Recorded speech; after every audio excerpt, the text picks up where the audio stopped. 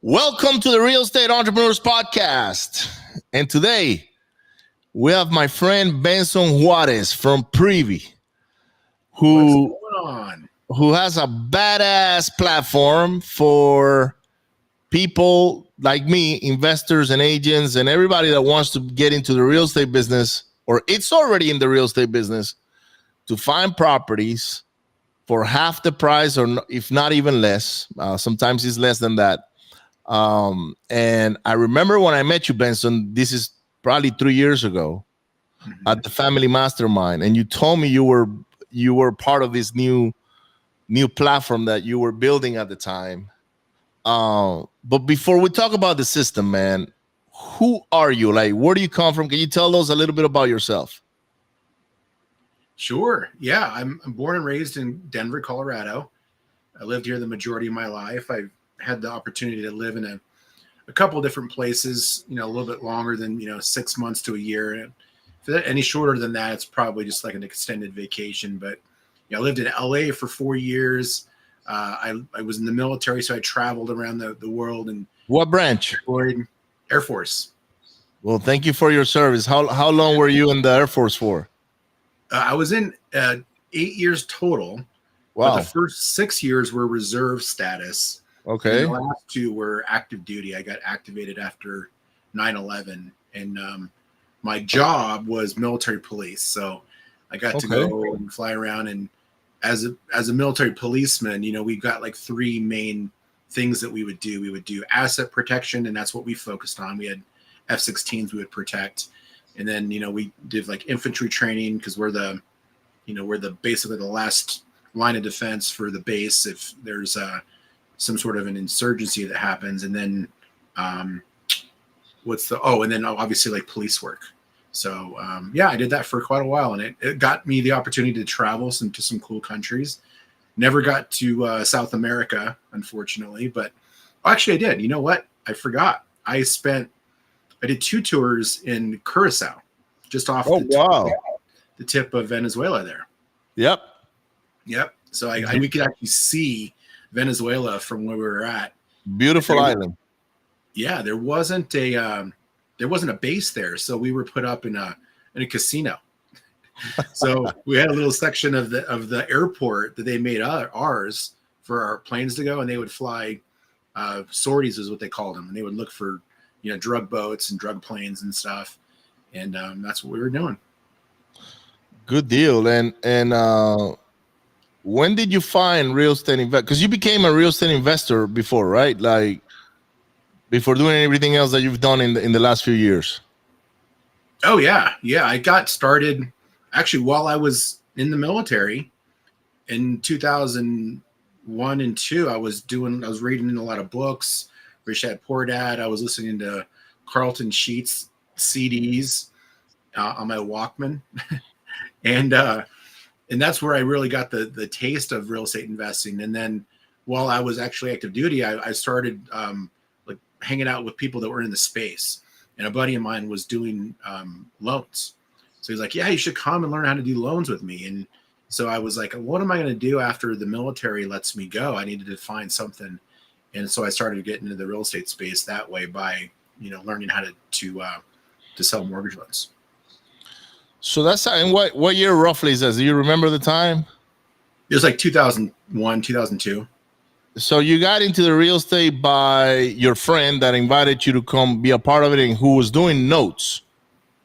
Not notes, mortgages. So it was like selling regular mortgages, conventional mortgages to start. And then we started brokering hard money loans as well. And that's where I really got the taste for real estate investing, is because we were doing loans for fix and flippers. Right.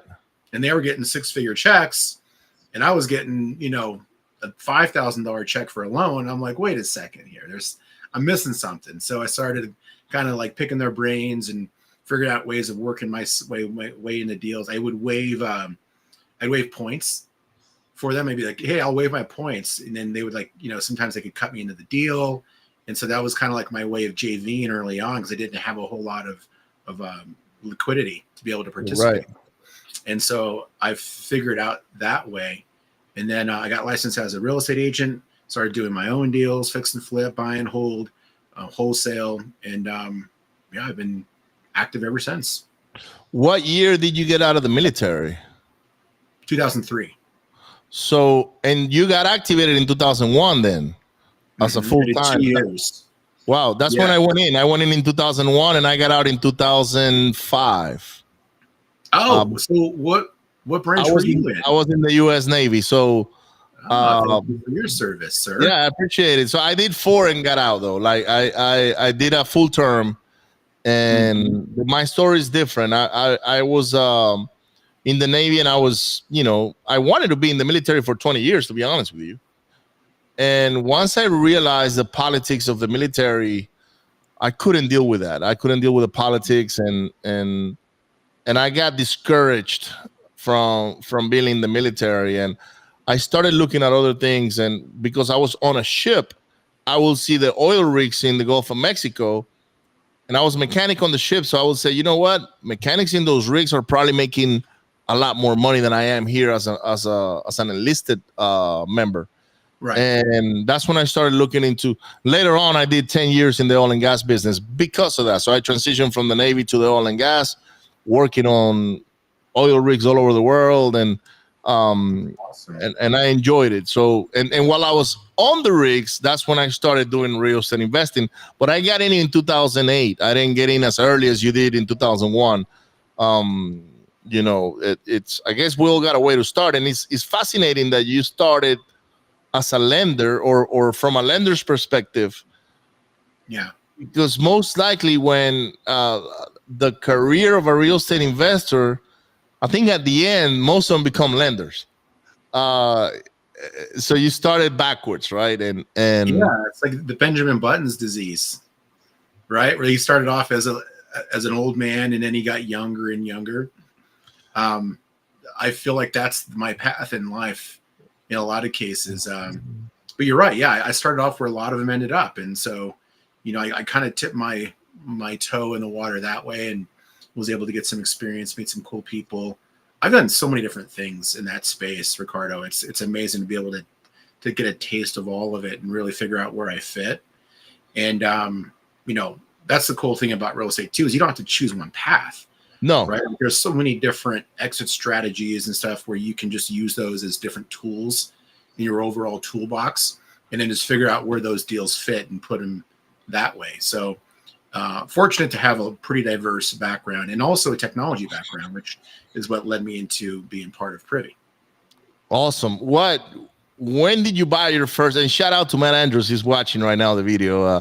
He just posted on the comments. Yes, he loves seeing us do this because we're part of the family. That's where I met you, at the family mastermind. So, but what was your first deal? When was your first deal that you bought, and what did you do with the deal?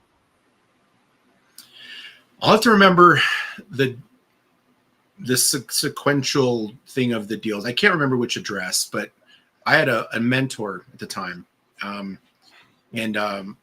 good for you, by the way. Sharon.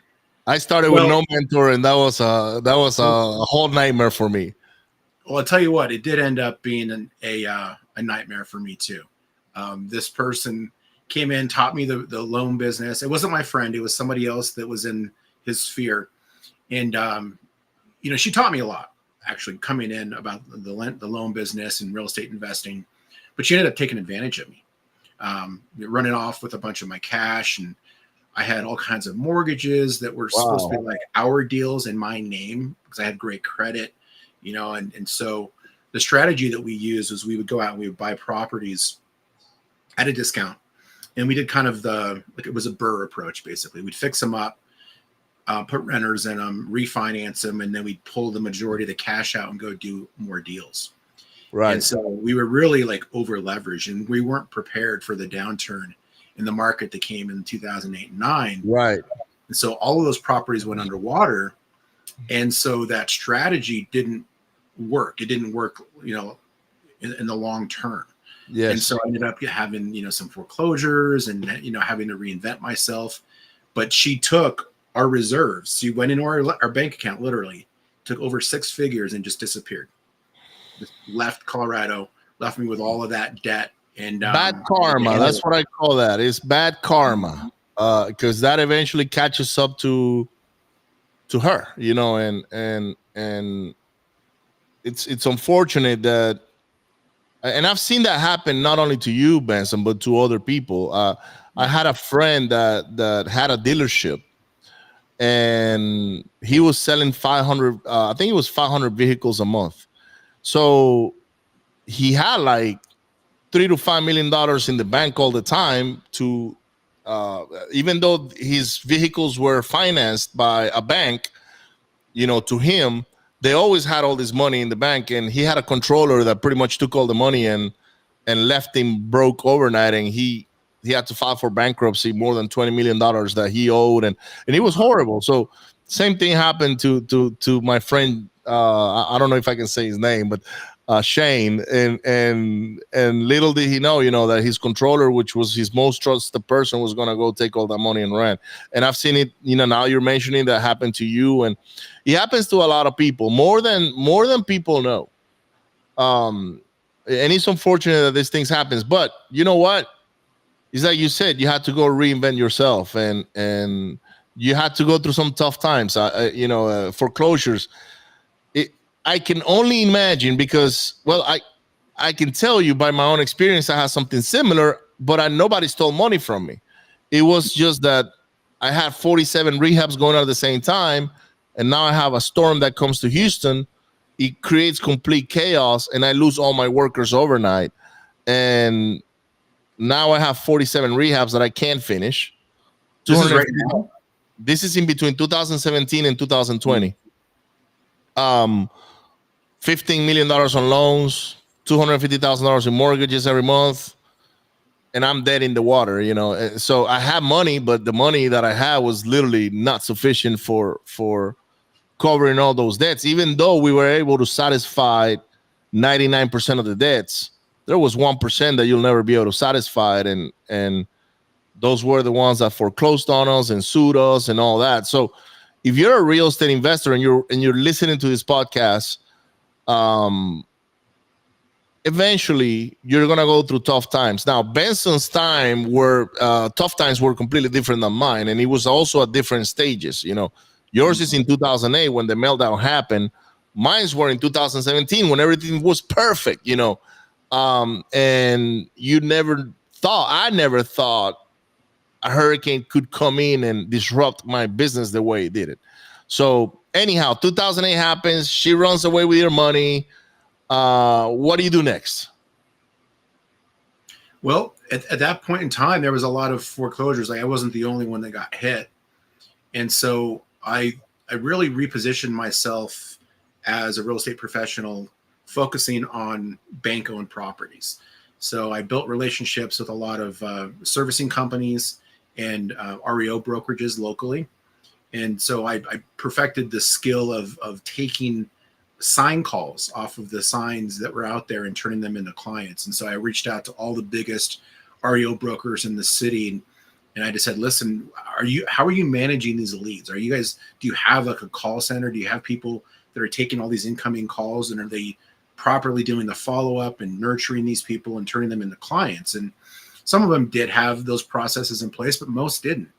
So I'm like, well, I'll take all those calls, and we'll do a rev share, and I'll turn all these people into clients.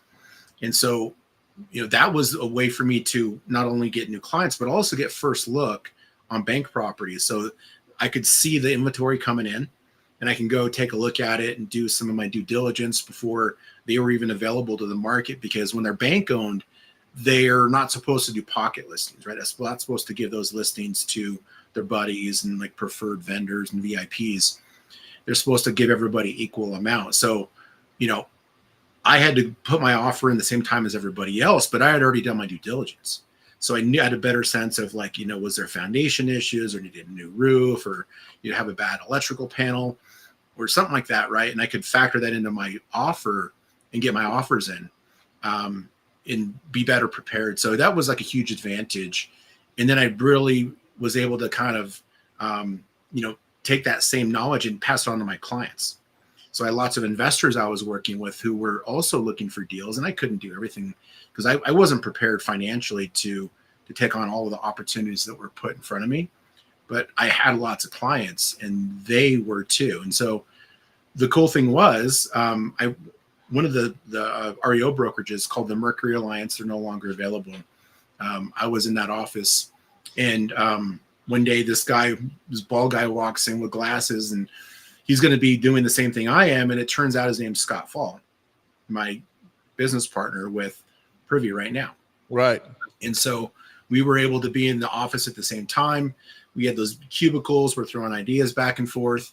And so it was a really cool way for me to look at like, well, what's next after this? Like, there's only so much you can do as an investor and as an agent before, like you start dropping balls. Right. And so we, had a lot of discussions about, what would be next? What was there a better way of doing real estate by leveraging data and technology and automation? And that's where Privy was born out of. Wow. And what year is this? Like when were you guys thinking about Privy? Like when did that idea came up and you guys are like, we got to go act on that? It was way back in 2010. Wow. Yeah. We've been around for over 10 years operationally. But it was more of just like a concept of like, how can we optimize this current process to make it more automated? Where can we add efficiencies? Where can we leverage data and automation? And this is way before the MLS has even had any sort of like data share processes in place. Right. There's something called RETS. You might have heard of it. It's not as popular as it was like 3 or 4 years ago. It's all API now. But Real Estate Transaction Standard was the first iteration of being able to normalize all the data nationwide so that MLSs could talk to each other. And then also service providers could build like basically apps that leveraged data like an IDX, like a lot of agents have IDXs. That was all built off of RETS, and it didn't even exist then. So we were the first company in Colorado to have a RETS feed. Okay. Well, shout out to Matt Andrews. Shout out to Toby Hanson. Hey guys, he says. Shout out to Lenin. Lenin says, thanks for sharing both sides of the business we're in.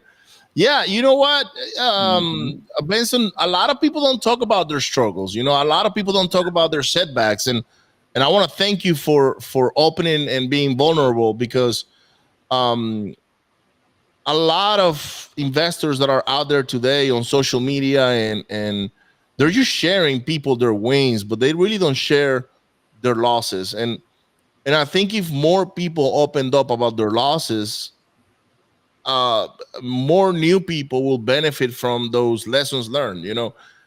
Even though we're still human beings and we don't learn until we make the mistakes ourselves, right? So we see somebody getting burned, and then we're like, okay, let me get close to that fire to see if that fire is gonna hit me too, right? And we go put the hand in, and boom, next thing you know, we're getting burned out. But so 2010, you guys have the idea of Privy, and I like that you bring the timeline. When did you actually have a product to like a beta system to test? Right. Before we move on to that, I want to tell you what I learned the most. The biggest lesson I learned from that kind of like downtime in my life was that I was too quick to believe people who had more experience than me. I was too quick to really trust them, thinking, well, they know better than I do. I'm a new fish, right? And just putting all my faith into people without doing my due diligence. So if I could give anybody advice out there, when you're looking at being partners with people, like where your money is together, you got bank accounts together, or if your financial well-being is reliant upon somebody else's, activities or success or advice, like really dig deep if you can. Like, don't feel like you're crossing lines, or you feel like you're maybe like, they're going to be offended because you're doing your research. Research people, do background checks. There's all these services out there. Like, one of the things that I use in my business every day is True People Search, to go and do skip trace. It's a free skip tracing service, but they give that tool for free for people because they want you to use their paid services, and some of those are background checks.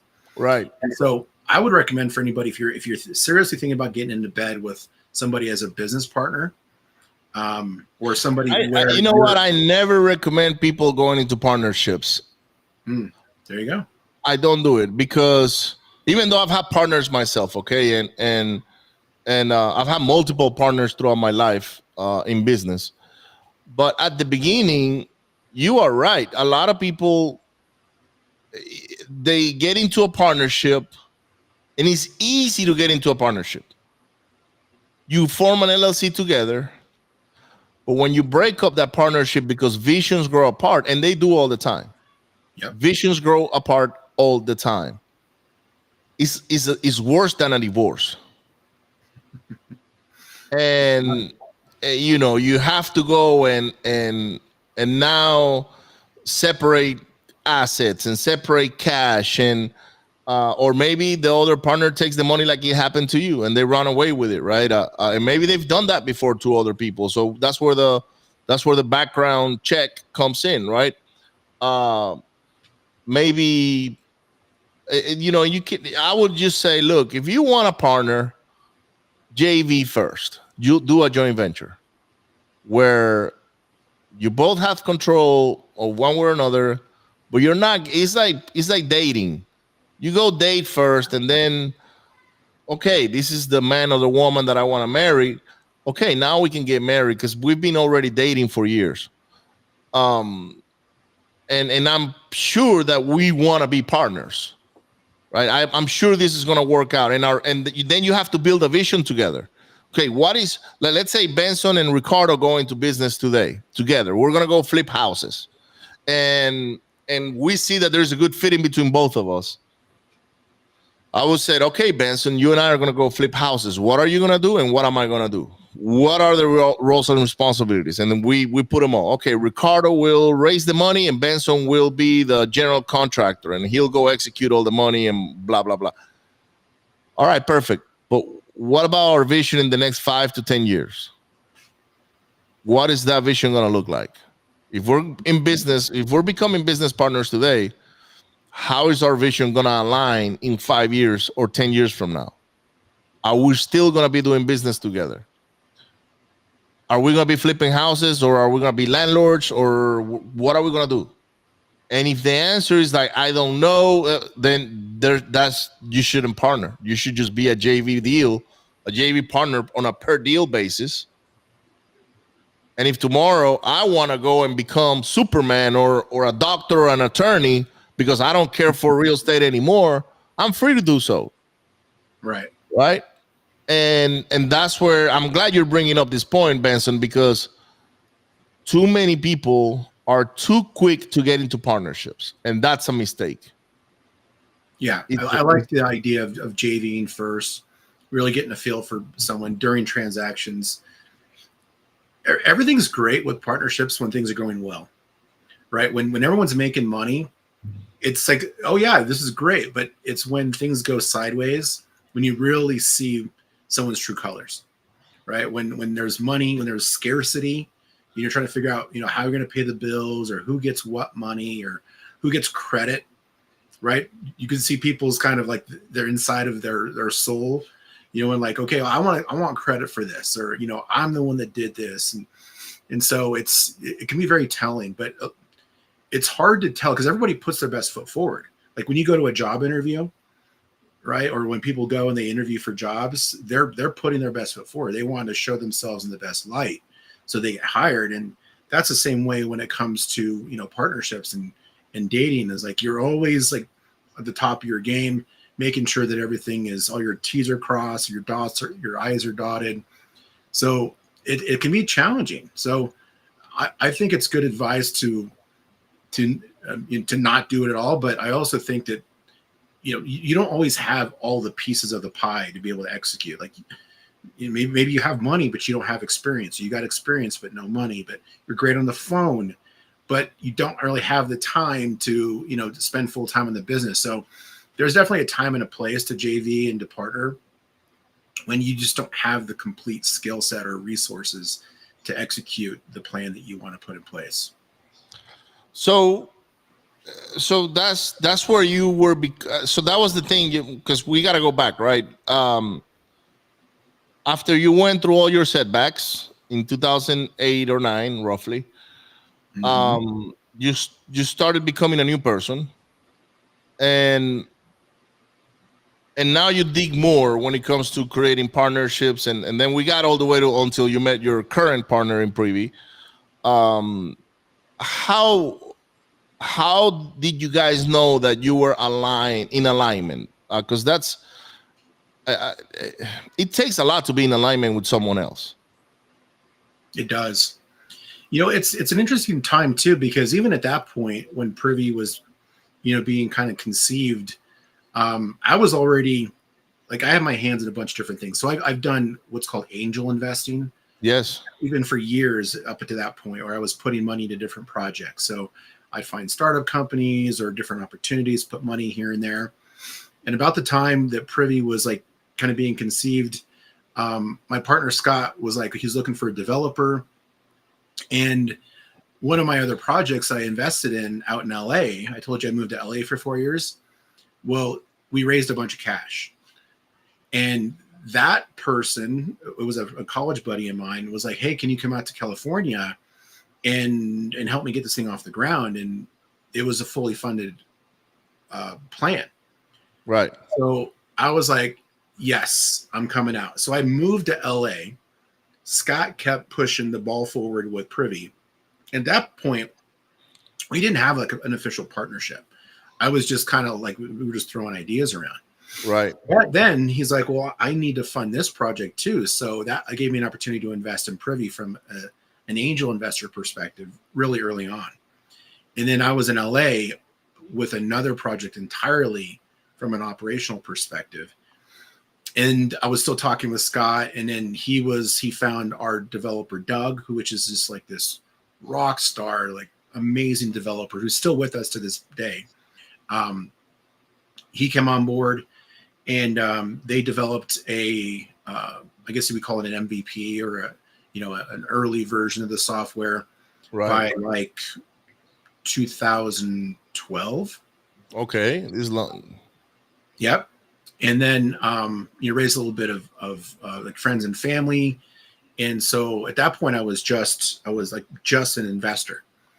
But by the time I was kind of wrapping myself up with that project in LA, Scott and I were talking almost every day.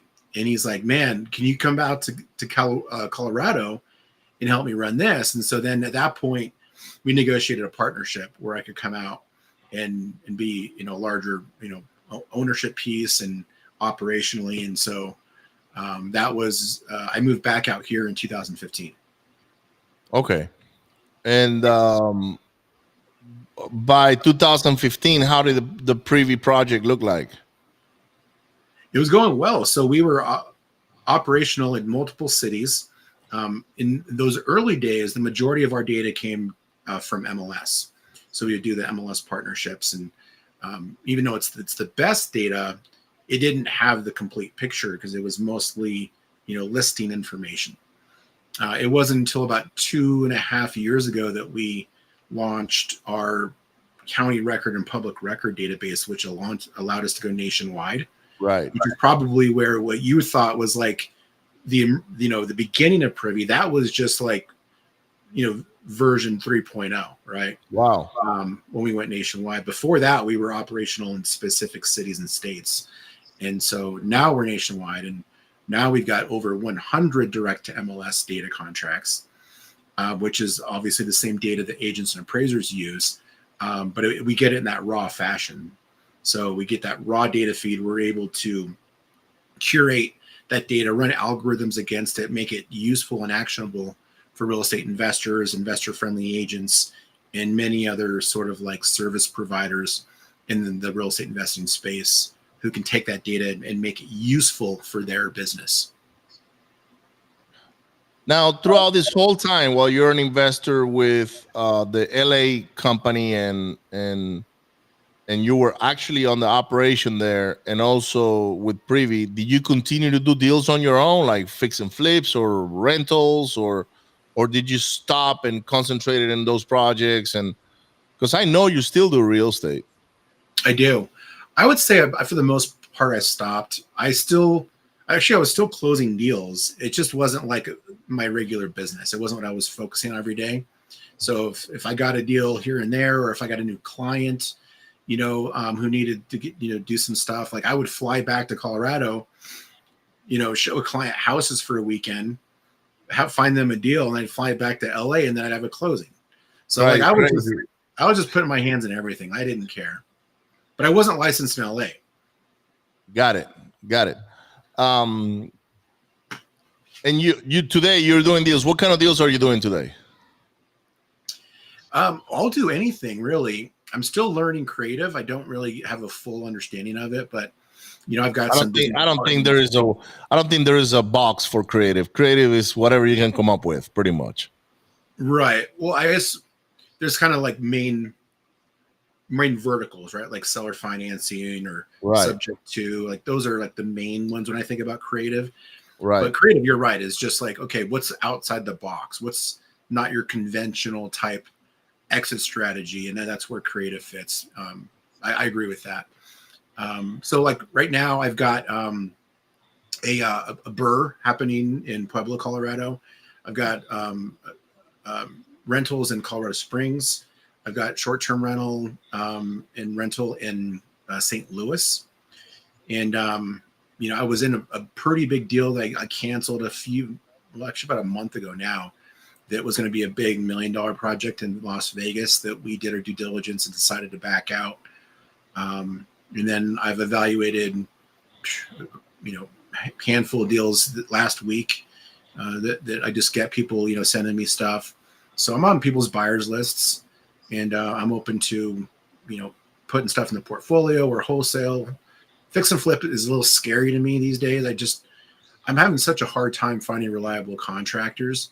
That is the major problem with fix and flips, is the contractors. I know. That's it. And so I was lucky enough to find like some people in St. Louis that I could get a couple projects done. But even then, it was still like, I felt like any day someone could just go off on a bender and not show up for work the next day. And it was, the referrals, right? So the best way I believe to find people is through other people.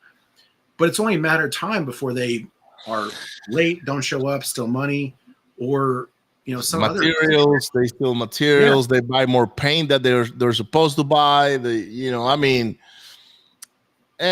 know what? That I tell people that want to be on the fix and flip business, just make sure that you learn how to do the trade. Like learn how to be a contractor, because if you wanna be a real estate investor and do fix and flips, whether it's for the burr method or to put them on the market, you got to learn how to do what a contractor does. Like what is their sequence? What do they fix first? What do they fix last? I also tell them not to give a project to one person. Like you got to break that project apart in between 5 or 6 different or 10 different vendors if you can.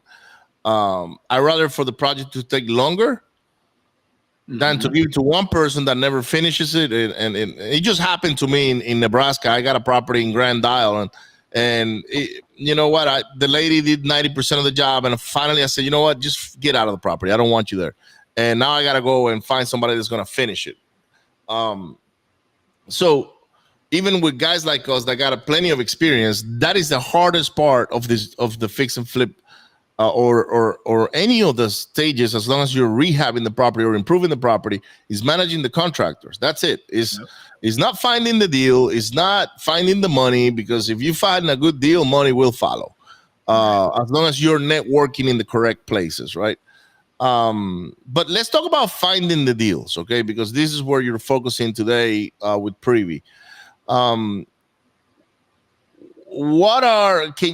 can you describe Privy, basically, Benson, in your own words? So Privy is a data and analytics platform. It was designed to help real estate investors, which is bucket everybody in that word, right? We know all the different strategies, and real estate agents more easily find and analyze deals. Okay. Leveraging just the data. Most of the real estate investing space is manual, right? There's a lot of manual work. underwriting deals, running comps, doing local market research. It's a very manual process, and it can really just suck up a lot of time. And so, Privy is great about automating all those tedious tasks to where Privy is basically analyzing every single house in the U.S. 24/7 behind the scenes for us. So they're always being analyzed.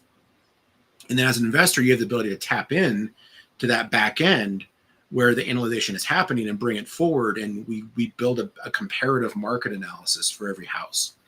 So we show you the property details, the owner information, mortgage information. It automatically pulls comps for you using the same kind of standard operating procedure when it comes to comping. And really comping is more of an art than it is a science. And there's a lot of gray areas and local market kind of subtleties. But we bake all of that philosophy into the algorithm itself so that an investor can basically just type in any address that automatically builds that CMA, shows you the photos. I mean, you're in Texas, right? So it's a non-disclosure state. So operating in a non-disclosure state is extremely difficult because you're not going to find true sales prices. You're not going to find photos. But when the data comes directly from the MLS, we get it from HAR in your area. You got the photos, you got the real price. You can actually determine an accurate as-is value as well as an accurate after-repair value as long as you're targeting the right areas. So one of the things that I figured out early on is that most real estate investors, they look for deals where they live, right? Thinking, okay, well, I know my neighborhood, right? I know where I live. I know how to get to work quickly when there's a traffic jam and I can use the side streets to get there. And they think that's going to help them. But in actuality, you might live in a crappy market. Right. In a crappy market, this is just my definition of it, is it's a low investor activity market. The majority of the time, we measure how good a deal is based off of a percentage of after repair value, right? When you're talking like cash flow, it's different, right? Obviously, you're looking at other factors, like if you're just looking at straight rents. But even landlords want a deal. And the easiest way to get a deal in this space is to find the unrenovated house that's down the street from the house that was fixed and flipped and sold yesterday. Absolutely. And if you can master that process by leveraging data and have automation out there searching for the right areas where this fix and flip activity is happening, and then it can identify those unrenovated homes automatically based off of your specific deal criteria, and then send you an email that says, hey, I found a deal. This house is at 50% of the ARV, the house that was fixed and flipped and sold yesterday. You can buy this for half as much as that. Here's a deal. And it emails it to you with all the data that you need to properly comp it out, confirm that property is in fact a deal, and then quickly take action with it. Whether it's you want to get it under contract and wholesale it, or if you want to turn it into a fix and flip, or even turn it into a rental. Is that something we can show here while we're on the podcast? I don't know if you have the ability to show your screen, and I do. Maybe we can. Let's do it. Let's show some. Let me see if I can change the format of the. I want to put you. Give me 1 second. How can I make you the big picture so we can see your screen? Well, whenever you share your screen, let me know, and then we'll Can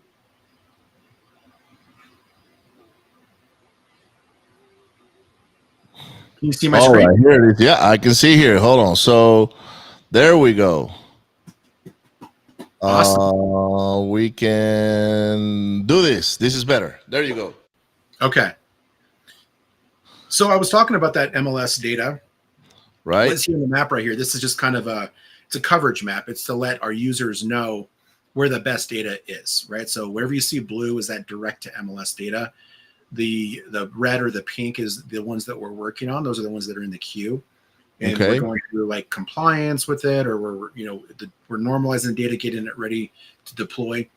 And then where you see like the gray and the yellow is like what you might see if you were using like a prop stream or a batch leads. There's a certain level of like public record and county record data that basically everybody has. Right. And that's kind of the foundation of our data set, which allows you to pull in, stuff like off-market leads, like foreclosures or absentee owners, vacancies. Like we've got all of that too. But like I said, you don't want to just look for deals where you live, because you might live in an area where there's not enough of the ingredients that are necessary to build a deal. Okay. And what you need to build a deal is, number one, demand. Is anybody actually buying there? Is there investor activity? And are the comps present that you're going to need to properly analyze a deal? Okay. Most people are so lead driven, they search for leads first, hoping that the comps are going to be there that they can use to analyze the deal and come up with an accurate after repair value. But if you reverse engineer the process, have you ever read The 7 Habits of Highly Effective People by Stephen Covey? Yes. So the second habit is begin with the end in mind. That's right. So you don't just take action and go and be driven by leads. You think, okay, if I was going to find a lead in this area, is the data that I need going to be present in that area to be able to properly analyze it? Am I going to be able to determine after repair value? So over here on the left, we actually track all that investment activity nationwide. So if I click this button right here that says fix and flip, this will plot on the map where every single fix and flip that happened in the last 12 months is located. But also the details of each of those transactions are in this data. So visually, we can quickly just look at the map and see which areas are hot and which ones aren't. Now, some of them are obvious, right? Like South Dakota, Montana, there's just nothing happening in most of these areas. If you live in Sioux Falls, South Dakota, I'm sorry, you're going to have a hard time getting deals done because the data just isn't there to be able to build consistency, right? Predictability in your business. Right. And nobody here that's watching this is looking to just get one deal done. Could you stumble into a deal in Sioux Falls? Maybe. Of course. Yeah. If everything's perfect, right? But can you build consistency there? Can you get enough business there to where you can build a business around it, not just have it be a hobby or a side hustle? So where you see like these larger circles with higher numbers is where there's more activity. And I told you that I was doing deals in St. Louis, right? Right. Well, about a year and a half ago, I was looking for a way of getting out of Colorado because I knew I wanted to build a portfolio of properties, but making the 1% rule work, or even less than that, is really difficult here because of the prices.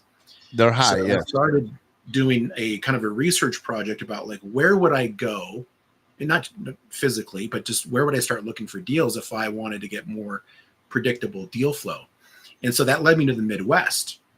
So when you look at the map here, there are a lot of areas that have higher numbers. Like look at Chicago. Chicago's got over 4,100 deals that's happened in the past 12 months. Kansas City, not as much, but still decent. St. Louis, Indianapolis. Look at Columbus, where the highs are at. Philadelphia actually has the highest amount of investor activity nationwide. The greater Philadelphia area. Cleveland is pretty good. Look at Baltimore. That's Baltimore County. That's not, all of Maryland. DC is actually pretty decent. So with this data, you can quickly identify the markets that you should be targeting and also which ones you should avoid. And, if you happen to live in a high investor activity area, then that's great. You can be your own boots on the ground.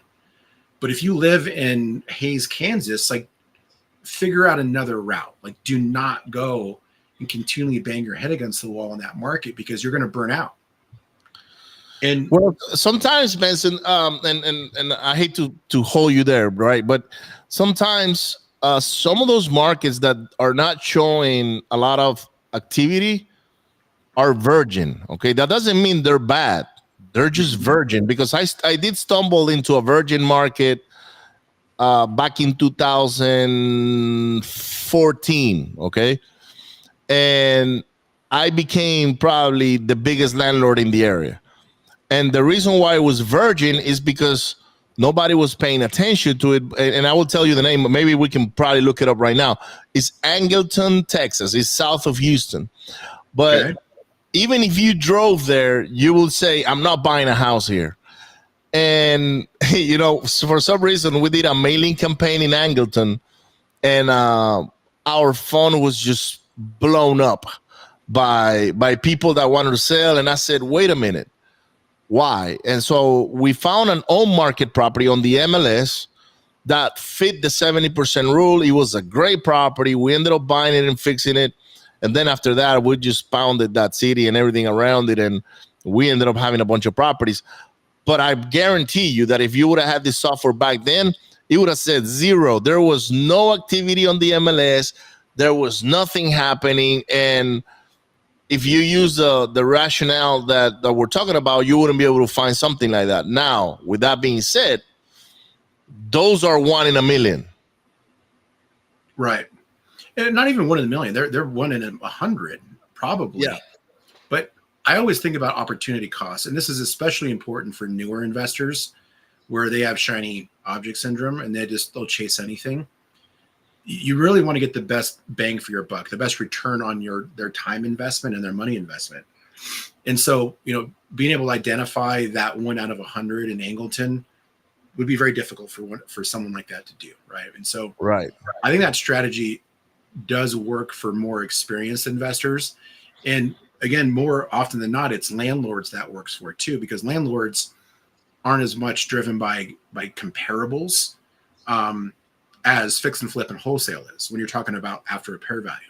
And you know what? Now you mentioned that is right, because I did have a hard money loan. I was going to close on that property, and they pulled the plug at the last minute. They said, no, we don't want to close on this because we don't understand that market. And the equity was there. The cash flow was there. It was unreal what we were doing. But, at the time, there was just not enough data for them to make an educated decision. And luckily, I had private money, and I ended up closing with private money. But you're right. It will be harder for people to keep properties in an area that that doesn't have a lot of activity.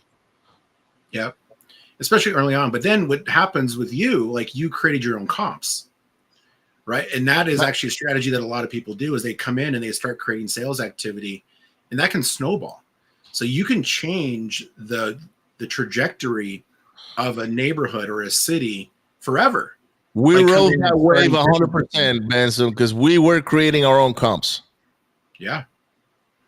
It's really cool. A lot of, I like it just as a strategy, but that's what a lot of these institutional lenders do. The BlackRocks of the world, they'll come in and they'll create their own market, which isn't necessarily sustainable. Unless people start to buy into it, other people come in. But once those first couple of fix and flips are done in a market, that attracts other investors because now you got the comps. And then okay, so we can see the heat map, right? We can see the investor activity. What's another tool that we can see from Privy? Well, this is just the heat map. So once you drill down, so the hottest area right now in all of Texas is the Dallas-Fort Worth area, right? So if we let the data lead us, right, we're not letting our biases lead us. We just go to what the data tells us. So if we drill down here a little bit more, and this is going to be not just Dallas in general, just Texas in general, it's specific neighborhoods, right? Because the reverse REI strategy is what I call it, is based upon like trying to find that unrenovated home where you can find those flipped comps, right? Now, again, if you're looking at purely cash flow and you're looking at this isn't going to be directly relative to that. But again, if you want to find a discounted house to turn into a rental, then this is going to help you. Right. So if we drill down here into this area where the 46 is, this is now going to break up into the individual properties that comprise those clusters. And now we can do our local market research and really figure out what a deal is. And this is where I think a lot of beginners get mixed up. They don't know what a deal is. They use universal strategies like the 70% Mayo formula, right? 70% minus construction costs, minus my assignment fee is my MAO, right? Right. It doesn't work. And most often, Ricardo, what happens is it causes people to write offers that are too low because they don't know what the local market reality is. But if I can see what the last 20 investors bought properties for, what they bought them for, what they sold them for, the percentage of ARV, I can really quickly get up to speed on what a deal is in that market and adjust my strategy accordingly. Most importantly, making sure that my offers are competitive based off of what other investors are doing. So this here is our comparative market analysis. It's a CMA. It's just a fancy word for a property report. But even as a real estate agent, I'm licensed in Colorado. Like there isn't anything like this in the MLS. So we pull that data in and we have multiple sources of data.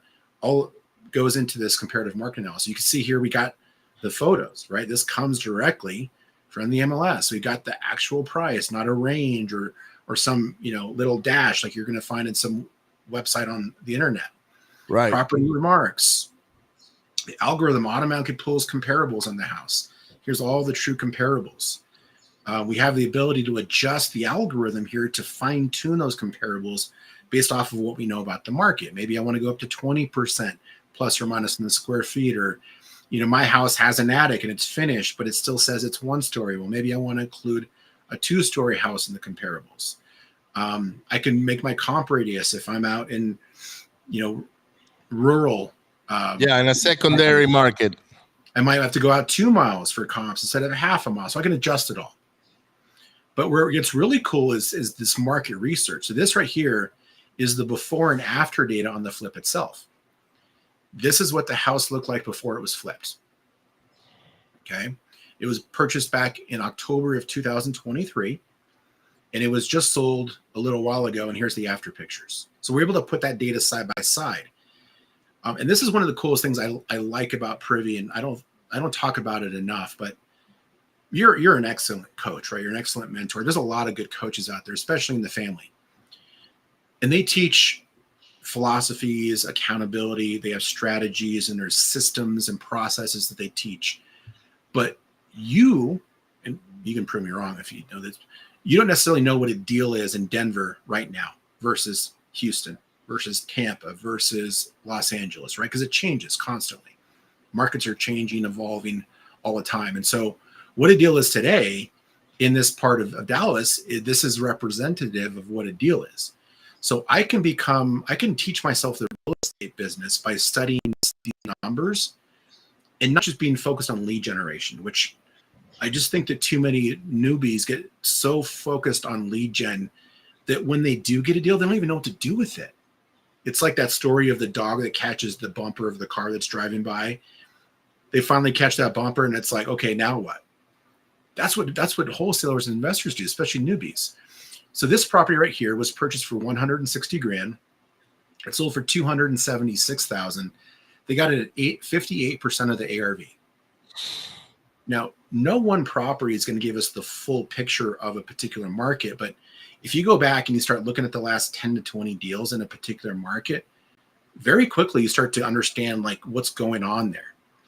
And if you can know what your competition's doing, you can be better prepared on what you should be doing. It's like when like a football player is looking at the playbook, right? Look at the playbook and they look at, what happened on the plays the previously, and they can put together a better strategy. So if I want to be competitive in this area, this is who I'm up against. If I'm looking for an investor-friendly agent, I can say, okay, Michaela Nelson right here is the agent that represented this fix and flipper. So if I need an investor-friendly agent, Michaela would be probably somebody I would want to talk to. If I'm wholesaling, I can enter the public record section. I can see who flipped this house. So the best way to build a buyer's list of active people that are doing deals today is to look at who closed the fix and flip the deal yesterday, right? They're probably looking for a deal right now. They just closed. So Oasis is someone that I would want to put on my list. And then now I can either export this into a CSV file, all those red icons, or I can, go into True People search and find the contact information for Oasis. Now I'm able to really start getting some movement in here. And like, I know what a deal is. I know who the players are. I know what the demand is. So now I can start go looking for deals, right? Because you can't go and look for a deal if you don't know what a deal is. And that's where we really excel. This is great, Benson, because I teach this. Actually, I teach how to select a market, how to look at the properties, what a deal is, and how much is our deals selling price per square footage in the area. Okay. Because you want to know that number. That this one is $207 a square foot. So right away that's where your ARV is going to be around, right? For those of investors that are out there that are experienced. I have one question about looking at these particular properties that you're looking at right now. Mm-hmm. On the public information portion of it, is there a way to see demographics, the growth of the area, and employment? No, we don't pull in economic data like that right now. Easy to do, man. Like I think if you include it, it makes my job a lot easier to analyze, because those are the three things I look at. I actually look at the employment. If I want to know if it's a blue collar town, or if it is a high end town, or who lives there, right? Also, I want to see the racial makeup.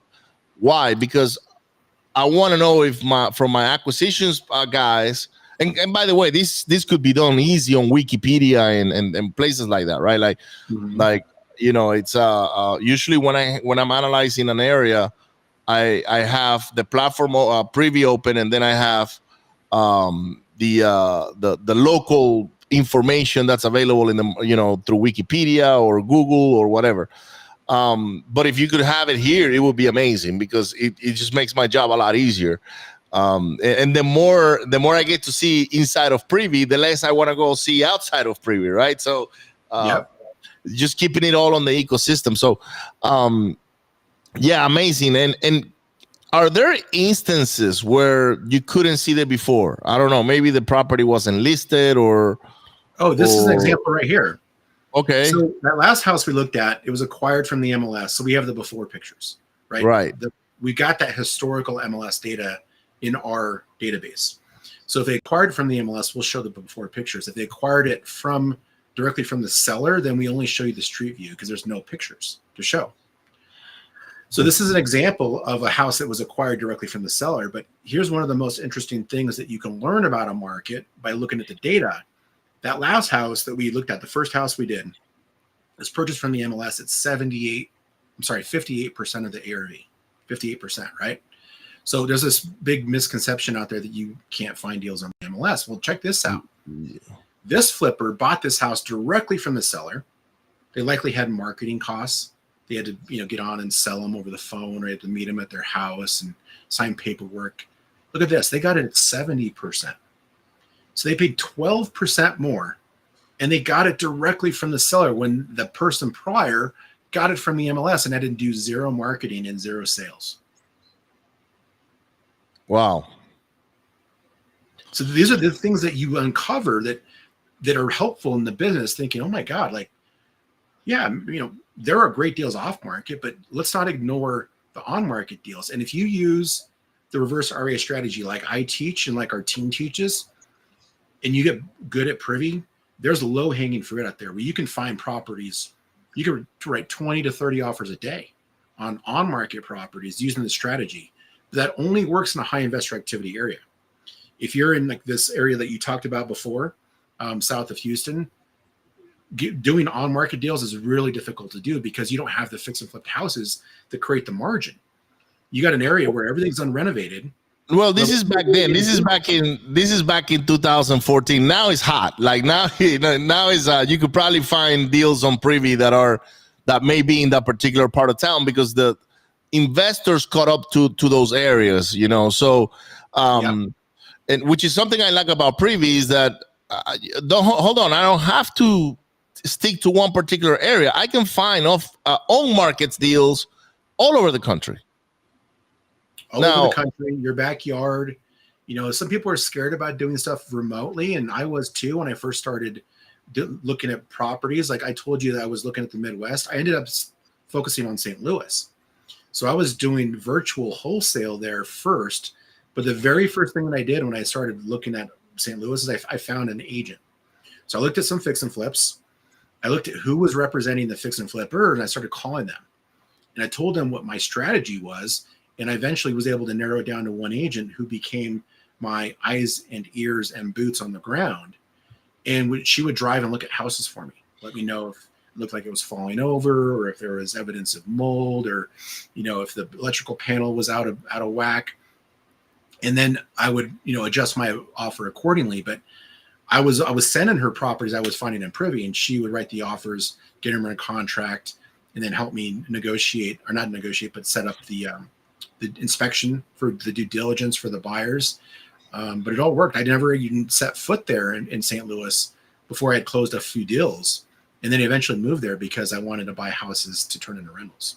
Do you ever or have you not also, like, do you ever go directly to the agent that has the listing without having your own agent? Is that something that you guys do, or as an investor? I'm not talking about Privy now, Yeah, but let's I say, know. I mean, I know. I like, there's a lot of people that like that strategy, and that there's definitely benefits to it and going direct to the listing agent.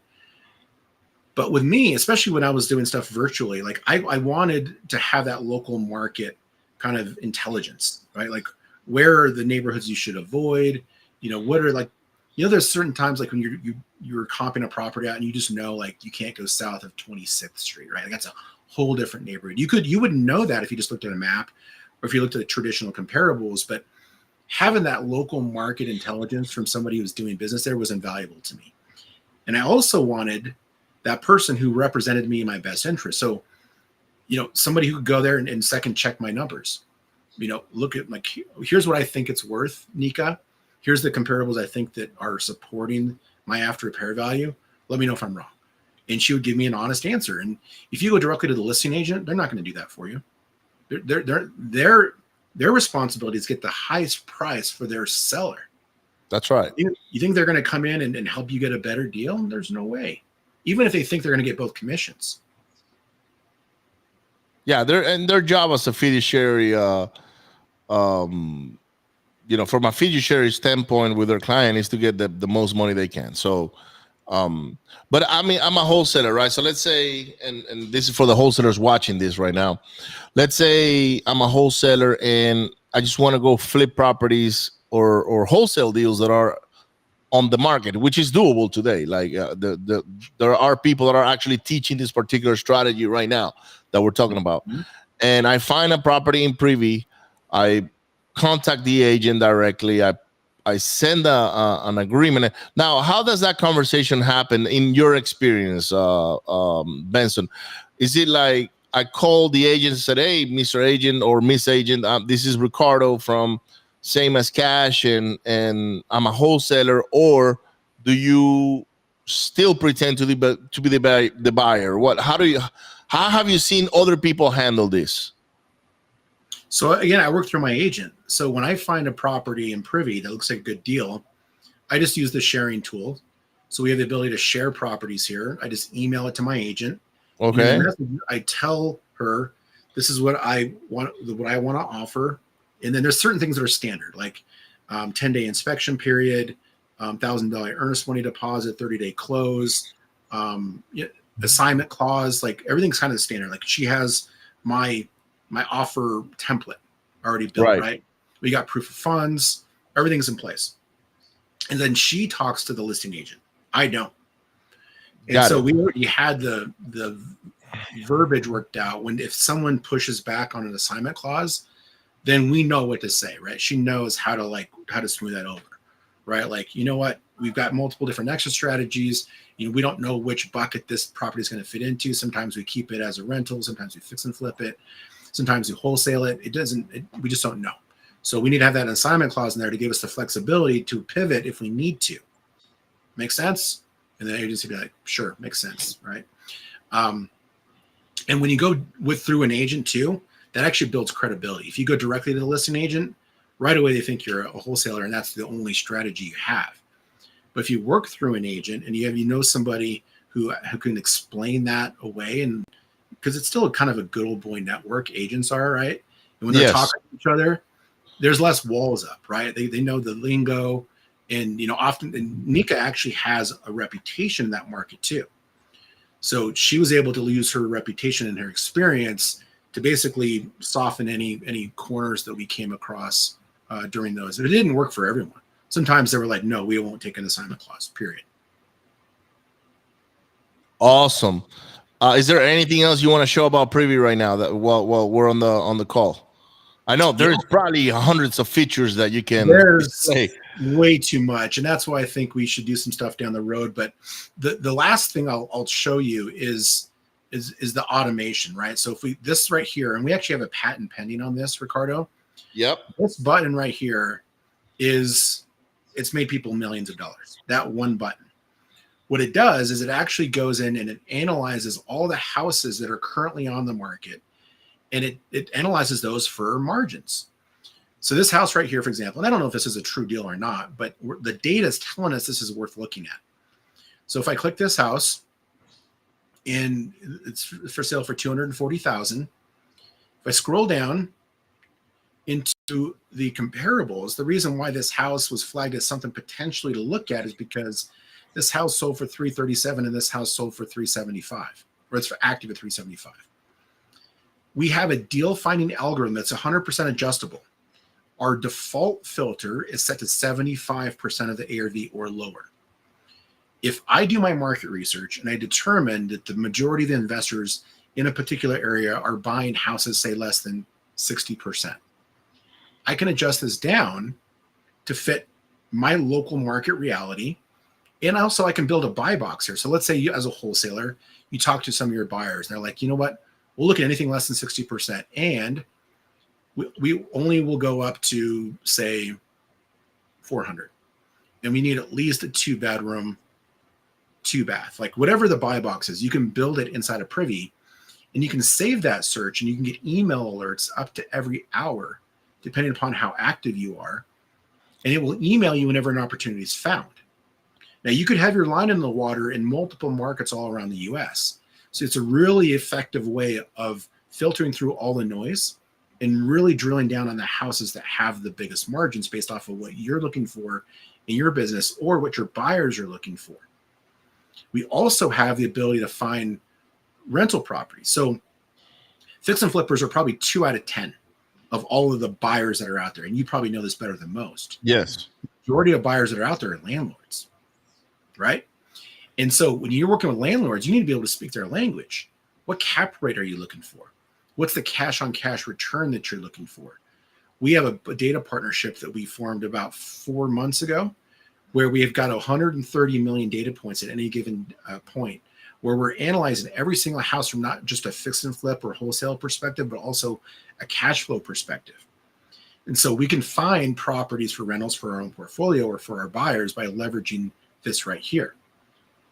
But we can actually, again, build our buy box. So if I go back and I say I want houses at 60% that fit this criteria, I rerun the search. And now it finds me a house just like this in Dallas. It's 50 grand. You know, little bungalow, 2-bedroom, 1-bath. The reason why this one was flagged as a deal, because it's down the street from a house that was just fix and flipped and sold 10 days ago. It was fixed and flipped and sold for 220 grand. We can buy this one for 50. It's at 23% of the after repair value at asking price. No negotiation, no cold calling, no skip tracing, no, spending a bunch of money on marketing. This house is ripe for the picking right now.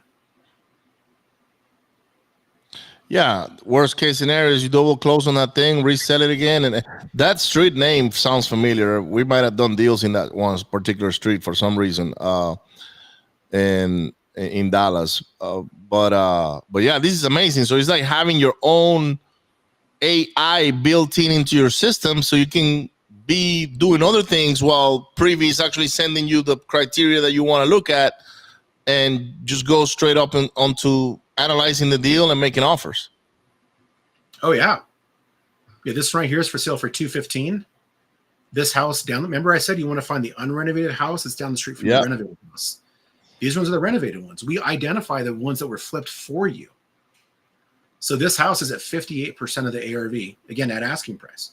So you don't have to come in and lowball.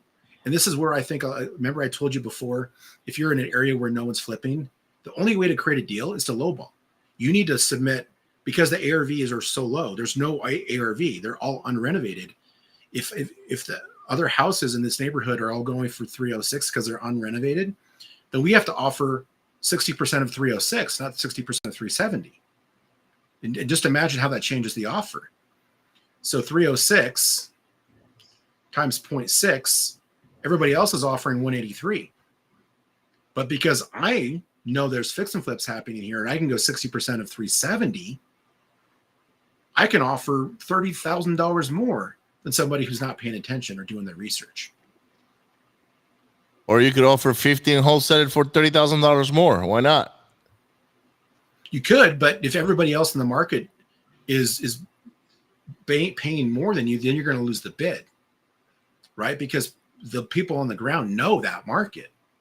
Well, that's what I'm saying. But you tie it up on their contract first, and then you turn around and go assign it, once it's pending or whatnot, right? So there are ways to do that with on market properties. I don't teach that, by the way. I like to on stuff that's on the market. I like to close on it and then either rehab it or sell it or wholesale it.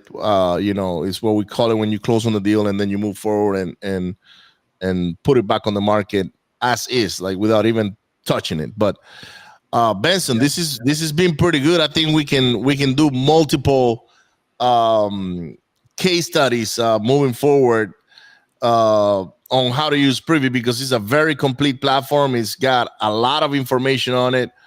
I think everybody should have at least one account and try it out for themselves to see how they like it, how they can comp properties. I like the comping tool where you have the before and after, and maybe train one of your team members or yourself on how to find on-market properties, especially now that we're going to have a lot of foreclosures coming up. I think finding these properties before they get possessed by the banks is crucial. And a lot of these properties are going to be listed by agents, because that's what most people know, is I'm going to get an agent to put my house on the market and get the best that I can out of it. So, Benson, how can people get a hold of you? Well, the best way to get a hold of me is through my socials. I'm on Instagram and TikTok. I'm on YouTube. Benson REI or Benson _REI is the best way to get a hold of me. And you can just DM me there and we can chat. And then, we've got great deals right now. I think, Ricardo, you probably have a way of putting a link into like the show notes. We will put a link, and so people can sign and subscribe and get Privy and try it out and use it. And the links are going to be listed below, whether it's on YouTube or Facebook or whatnot. We're gonna be placing those links out there. Awesome. Yeah, man. Well, it was amazing spending time with you. I learned some stuff about you. I can't wait to see. Are you going to be at the family in March? I will be in the family in March. Awesome. Very cool. Benson, thank you so much for coming in today, brother, for telling us about yourself and showing us Privy. This is a long overdue call that we've had for months now, and finally we made it happen. Guys, don't forget, Attend Growth is coming up in Houston next week. We're 10 days away. Make sure you get your tickets today. We're going to have people coming from all over the country.